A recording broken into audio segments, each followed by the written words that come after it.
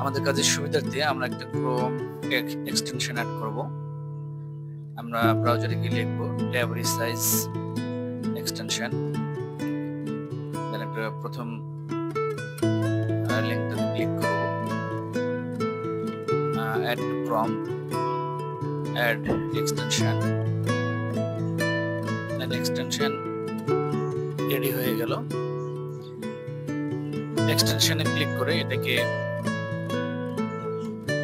ওকে করে দিলাম। Understand, let's go. Tab দুইটা সাইজ নিলাম।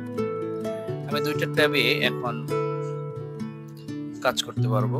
আমি এখানে প্রথম ট্যাবটাতে চ্যাটজিপিটি ওপেন করলাম, দ্বিতীয় ট্যাবটাতে আমি সোশ্যাল মিডিয়া ফেসবুক ওপেন করলাম। তো দেখুন, প্রথম ট্যাবে আমি চ্যাটজিপিটিকে কিছু একটা কমেন্ট করছি, আমি লিখলাম। দ্বিতীয় ট্যাব আমার ফেসবুক ওপেন করা আছে, দেখুন চ্যাটজিপিটি কাজ করছে। এন্ড ফাইনালি প্রথম ট্যাব